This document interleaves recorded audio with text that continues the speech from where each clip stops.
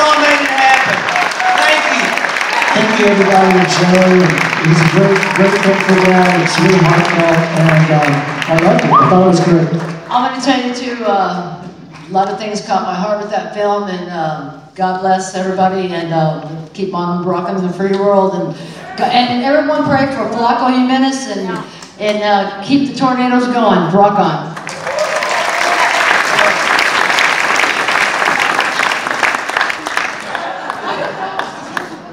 What y'all think about the movie? I thought it was great.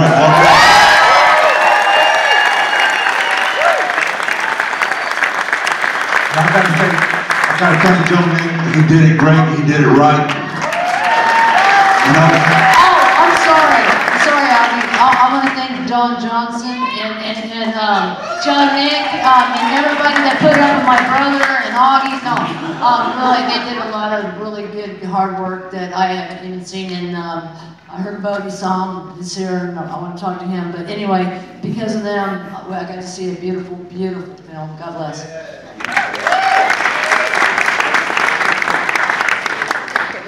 Just again, from the bottom of our hearts, I do want to say one thing. Dad, in an interview, he didn't put it on here, but he said the reason why he always did like Train to Trondheim and Norway and all that is because it was new to him.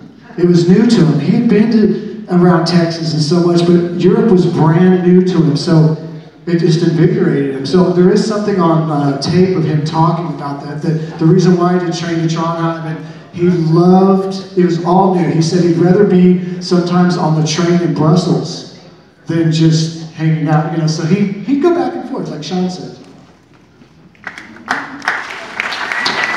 These guys here at the end really were the hard-working brain trusted. Joe Bailey Jr. here had started his own documentary a few years ago, unbeknownst to me. And you know, there's power in numbers and convergence, and that wonderful last shot of the tornadoes with Sahm leading the band in front of a great crowd at Zilker Park. That's Alice and Joe Bailey's fault, so you blame them if you didn't like that shot. But I love it. And we're here for Doug's song. We're here for Dad, right? We love you, Doug. Thank you. It's all about the groove, you know? Doug groove. I love that. If anybody has questions, there are mics set up, and please come up to the mic. Yeah, come on up and ask questions if you have to. Go ahead. I want to know what it's going to take to get Doug Sahm in the Rock and Roll Hall of Fame. That's a good one. That's a good one. I like to think this movie's a nice start and maybe a trigger. I was asked when we interviewed Jan Winter, who founded the Rock and Roll Hall of Fame, well, did you pitch Doug? And I said, there's no need to, really. Why do you have to go direct if you get his story told? And along the period that we were interviewing him, he said, he mentioned, you know, Doug Sahm and Mike Bloomfield are two artists that are just worthy of reconsideration. He wasn't talking about the Hall of Fame, just in the way that we've remembered things, and it was good that he remembered. I like to think this movie might plant the seed for these ideas, but I just want to tell the story, that's all. Let's hear from Tony and the Lewis Doc for doing a great job for that. And it really touched my heart. In a way. You know, one thing I want to say about, I'm sorry, I'm usually not, That's I'm my a sister. I usually don't do this, I'm usually Say hi to Dawn. Stop it. Stop it. You know, Dad, there's a South Pop Museum in San Antonio, and I love hearing the music part, yeah, but I'm hearing so much about Dad's heart, which I knew that part, and a lot of people didn't really, you know, poor Augie had to put up with him, I know, but he loved you, man, and it was for real. He wanted everybody to get together and groove, if you know, if he had it right, and there's so many good. His heart was big, not just music, man, and he's just a very soulful man, not music-wise, a soulful man, and that's what I want to say. Thank you. It was all about the music. It was all about the groove of music. You know, he lived and believed music. And Augie Meyers. Let's hear it from Augie Meyers. The man. Dad's compadre. Dad's compadre. He loved Augie so much. Are there more questions? Anybody else have questions, Thank get in you. front of the mic and ask it so we can all hear it, if you don't mind. We've been asking questions of each other and about Doug for about 2 years now, so we need a little Yes, break. please. Actually, this one's for Augie. Augie, there's a song you made called Matilda. I had a girlfriend named Matilda. I just have to know, was there an actual girl named Matilda? Matilda, I cried and cried for you. You have to ask Cookie and the Cupcakes out there from Louisiana. Cookie wrote that song back in Louisiana back in 1946 or 47. Great song. But I know 2 people named Matilda. Well, and Cookie did do a follow-up called Matilda Came Back, so there's a good ending to that story. Thanks again for your music. I grew up with the Texas Tornadoes. I was a migrant worker. Just working out there with, just old school sounds of Flacco Man and Freddie Fender, your dad. This film just really meant a lot to me, guys. Thank you so much.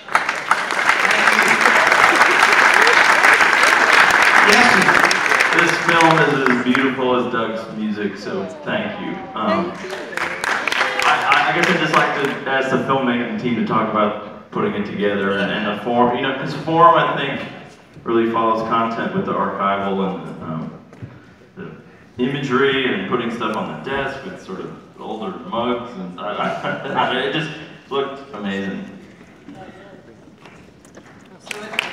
Right? Jason? Dawn? This Dawn. These people did the dirty work. Well, I guess we just wanted to try to kind of get the feel for Doug and kind of, his aesthetic, but I don't know. I want to know, how do you edit Doug? How do you edit Doug? It's so hard. These people suffered for this film here. Let me just put it that way. Thank you to all you guys. Yeah, thank you all very much. It was awesome. I really loved it. Let's give a big hand for the Tornadoes, Doug, Sahm, Jordan, Lewis Black. Come on. The process was pretty much trying to figure out the story, figuring out what we could find. Here is the museum of Doug Sahm right here, which is Mr. Sean Sahm. We love so Sean. generous from the beginning. Let's go through the story. Once we started collecting things.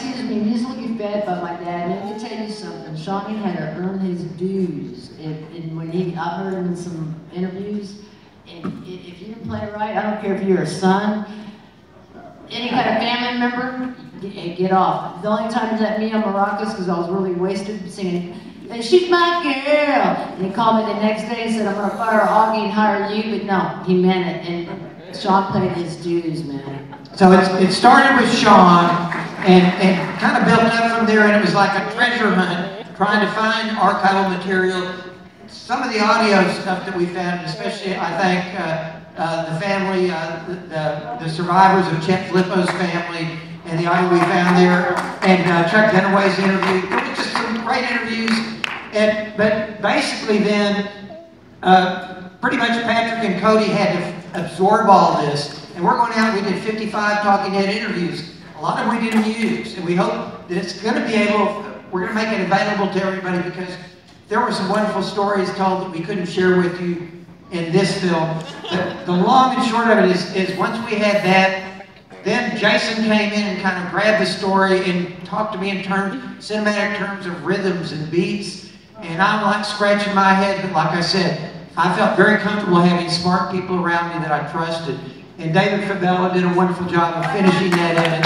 But it has been a remarkable process. Dick Thompson, your question? A lot of people today are finding salvation through Texas music.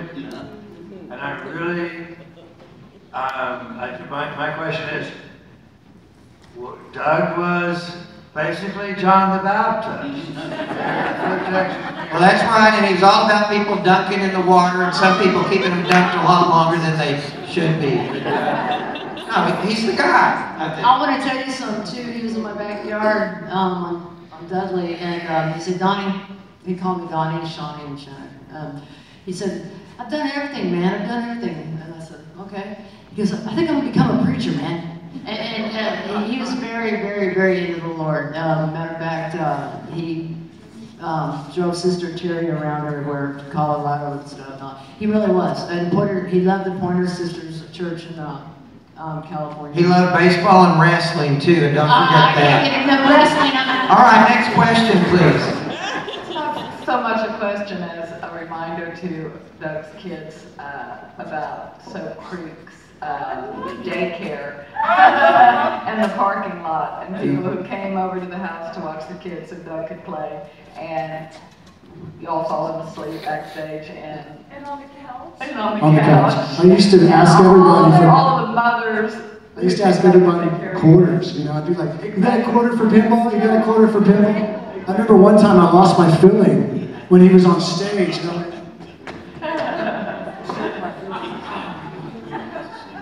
I'm the oldest, and you can't tell that, right? But I mean, we experienced a lot there. Like my brother Sean says this very well. Man, where was the CPS one? I mean, they would have taken us away from that. I mean, we were little. There's a dude in the fireplace, you know, tripping out, throwing ash. Keep the law out of this here. Next question, please. I had a question about the farewell to Austin letter that was so amazing and prescient in the movie. There was no chronicle then. Where did that letter appear in the There was the Austin Sun. The Sun? And where did he go? When he left Austin, where did he go right at that time? I'm pretty sure that was joining Rick Danko on tour, a tour that lasted about 6 weeks and didn't extend much longer than that. He was always back. But I always thought that, you know, for all the, I hear a lot of attitude. You hear it now. I got here in the 90s. It was over in the aughts and all that. Doug, it was over for Doug in 77. You think it was over when you got here? It was already over before you got here. You know, I kind of like the one-upmanship, but it's a really heartfelt letter, but it stops at 77. It's like, wow. But the truth is, he never left here. He was always here at the very end. But he never left San Antonio at that point. And people in Canada swear he lived there for 4 years. So, you know, the man moved around a lot, and he didn't know about all the cool places. He had a good eye and a good ear and a good stomach for the cool places. Everybody talked about how well he would eat. And, you know, more power to him. But that's part of, like, pursuing music. It's, what is success? That song to me is what success is, because he knew what it took to get a deal and to make the next record and to get that money, but he never sold himself out. And he always kept his soul, and he always was able to chase all his musical muses, only in San Antonio and Austin and nowhere else. And Armadillo closed in like 80, and then Soap Creek had a few incarnations, but he was always in Austin. I mean, I remember we would come up, I went to school in San Antonio and then would come up to Austin on the weekends, and it was just like, Austin, once we got over that, like right about Riverside, when you kind of go like that and you see there's the Roman years and the hole-in-the-wall years, and we can't cover it all. Liberty we did a lot of shorthand. Yes, sir, this is the last question. Okay, so I just wanted to say thank you to all of you guys, because from the people who created this, the minds that helped craft it, to the people who decided it would be a good idea, just being born and raised in San Antonio and then eventually making my way to Austin, it's really great to see this geographically, educationally, historically. I think that every high school in Texas should probably be showing this to kids, just so they have an idea of where music source came from. But speaking, and maybe this goes back to the gentleman's question earlier when he was talking about the letter that Doug wrote before he left. There's something in there about how he felt a change in the city of Austin, how he decided to move on from it. And I think a lot of people who are a younger generation, Generation X, Y, Z, whatever, they sort of are starting to feel similar things here in the city of Austin as it's changed over the years. Anybody can look out over the skyline now and just see a plethora of cranes and everything's changing and stuff. And so it's interesting to just be able to see the cyclical nature of history and how it works like that too, another beautiful facet of this documentary. But I'm just wondering for each of you, maybe this is a good question to go out on after all, thank you, Joe Nick. I'm just wondering if each of you can kind of say you've discovered any sort of realization that you have, because I know this is probably a long process, as any great work would be, but if there's anything that stuck out to you throughout the process of this, from the beginning to the middle to the end, that you came to a realization specifically due to Doug Sahm or the creation of this movie? The realization was that Doug was such an incredible force of nature and such music itself that capturing him on film was at best a distant reality, that we could come close, but we couldn't get to the heart of rock and roll was Doug Sahm.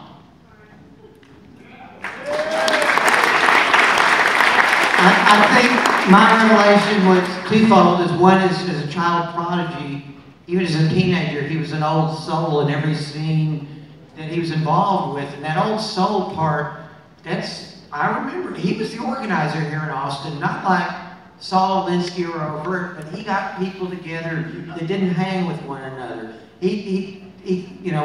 How silly that the blues cats don't hang out with the country cats. And it all made sense to him because it's all Texas. So that was kind of his ability that every scene he came on, he was an organizer and he got people together in kind of a real subtle way. So a lot of times during his life, I would kind of mutter Doug's his own worst enemy. And he might have been as far as whatever that material success is, but he always kept his soul and he always turned people on. He turned me on to so much music to the very end. And he was always on this quest of digging stuff up, and it was good turning people on to it. And it was like, that's one thing to be a great musician, and it's multi-talented and be authentic in all these different forms of music. Gosh, that should be enough. But he wanted to share, and he really liked turning people on. And that didn't come along often. So unfortunately, there's another screening coming up, so we're not going to all be able to answer. He really was an encyclopedia, not of just Texas, but of all music. We want to thank you all, and Saturday night here at the Paramount tribute concert to Doug. I just wanted to say a public thank you to Sean and his wife Cheryl for all the countless Yes, hours Cheryl. and make this film possible. Sarah! Woo! Hey, and to answer that question, Doug was waiting for his time. There you go.